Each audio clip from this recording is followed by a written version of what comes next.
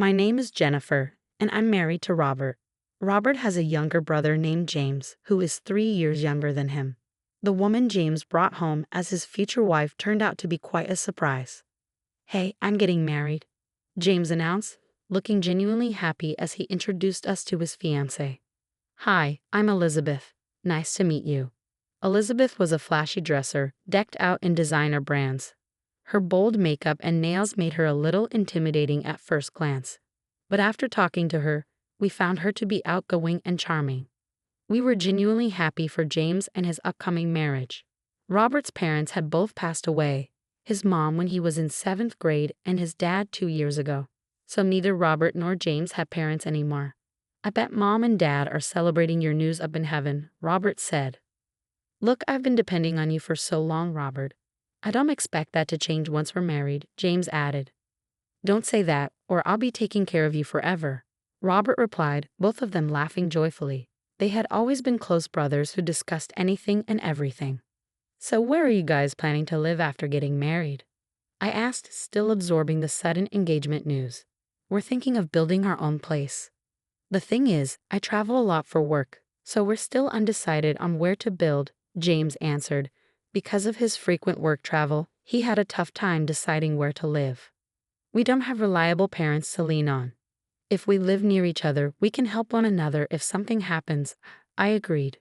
My parents live far away, and Elizabeth seemed to have no parents around either. "That sounds like a good plan." "Yeah, but properties around here are expensive. We're not rich like Robert, so it's a tough call," James said.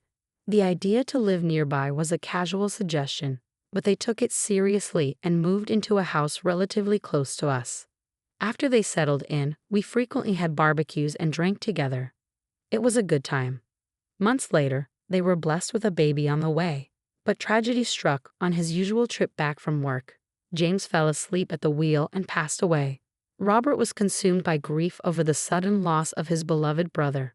Elizabeth, on the other hand, didn't seem that devastated. Normally, you'd be distraught, especially with a baby coming, but not her. She did cry, but it looked fake, making me wonder. Feeling uneasy, I reached out to her. "If you need anything after the baby comes, you can always rely on us. We'll support you in any way we can." "Thank you," she said. That was the last we saw of Elizabeth. Months later, we received a birth announcement from her and went to visit. But she said she was too busy to invite us in, so we left the gift at the door and went back home. It was crazy that we couldn't even see the baby when we came to visit. Our distrust toward Elizabeth only grew after that. It felt like she was avoiding us. Anytime we reached out, she claimed she was too busy to meet. Before we knew it, a year had passed since James' death. Then, out of the blue, Elizabeth showed up at our house. "It's been a while, Jennifer," she said.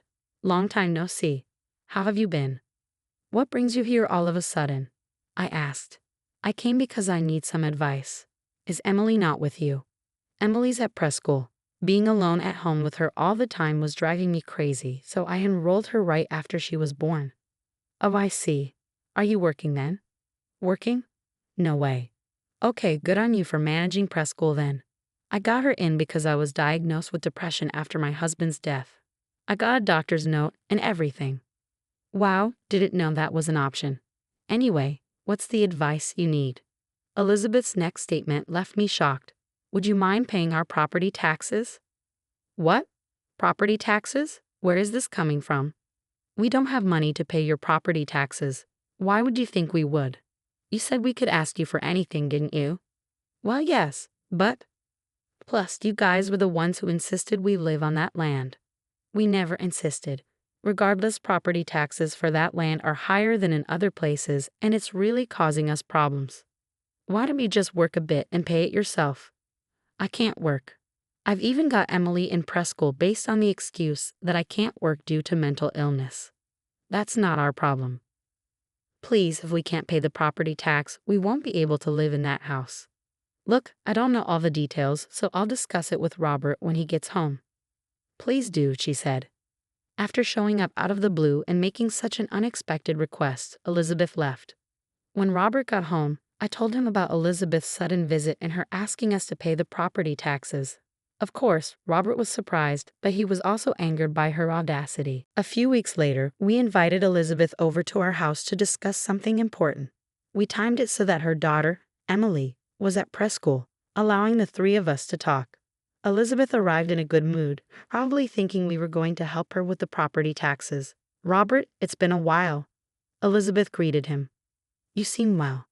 I heard from Jennifer, but let's hear it from you. What did you want to talk about?" Robert asked. "Well, I hate to be a bother, but I came to ask for help with the property taxes," she admitted. "Why can't you pay them yourself? Is there a reason?" "I'm still dealing with emotional stress and can't work. With a young child, I just don't have the money for the taxes." "So you can't handle unexpected expenses?" "Exactly. The property taxes are way too high. After all, it was you guys who decided we should buy that house on that land, so it's your responsibility to help us out," Elizabeth said, frustration evident in her voice. "Why don't you have the money in the first place?" Robert asked. "I'm a single mom. It's tough. Survivor's benefits alone don't cut it. I'm barely making ends meet and can't handle sudden expenses like taxes." "You're lying about not having money," Robert retorted. "I'm not. I lost a breadwinning husband.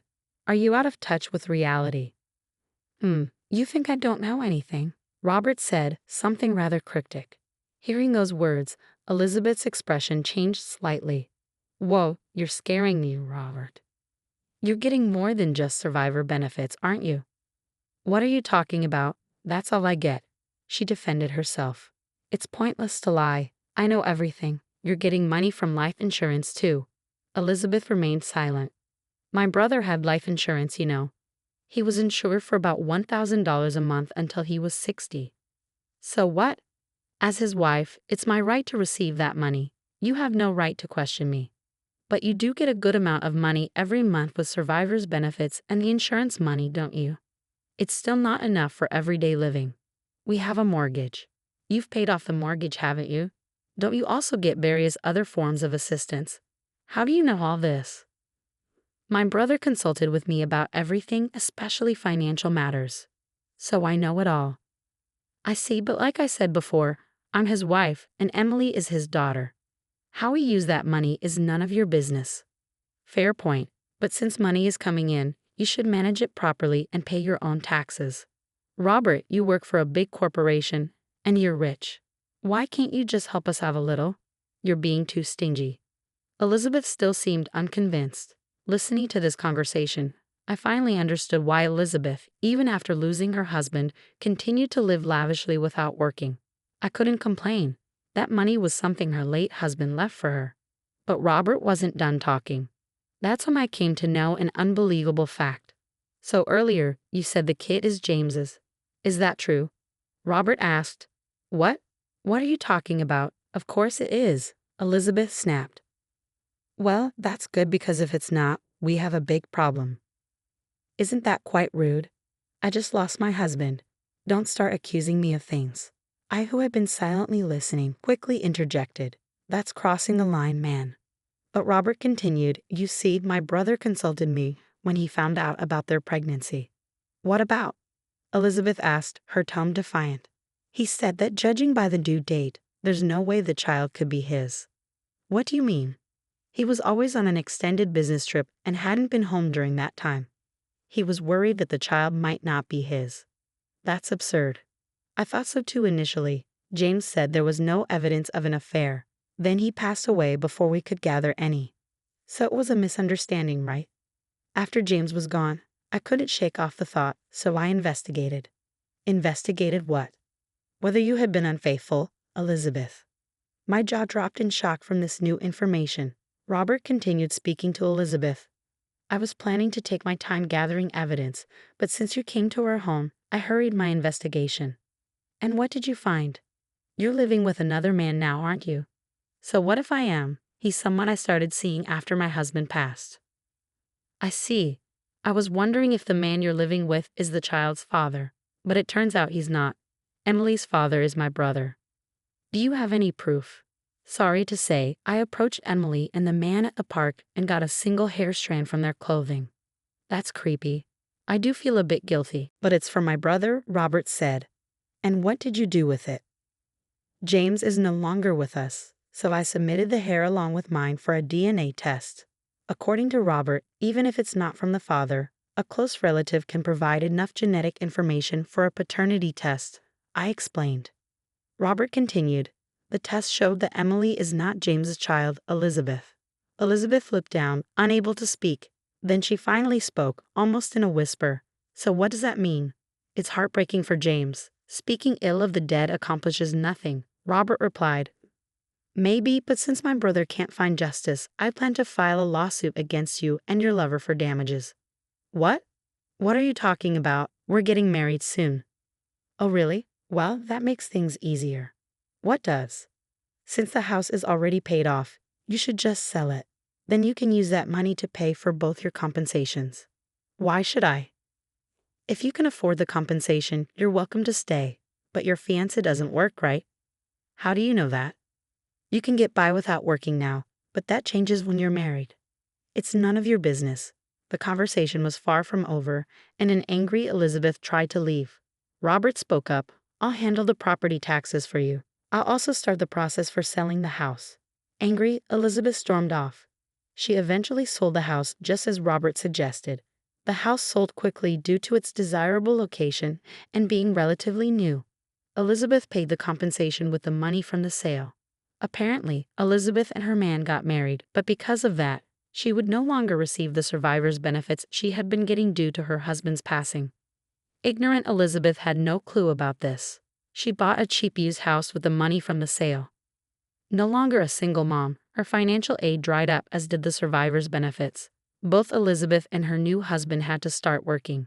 Elizabeth had been a spender on fashion and beauty, but her marriage marked the start of a tougher life. Her husband couldn't keep a job, and the marriage soon fell apart. Elizabeth was back to being a single mom, but now with no financial aid coming in. She has to work desperately to make ends meet. For us, the storm has passed, and our peaceful days have returned. We were even blessed with a child we had longed for. I can't wait to meet the child that I will have with my beloved Robert. We will give our child the middle name of my late brother-in-law, ensuring that his memory will always be with us.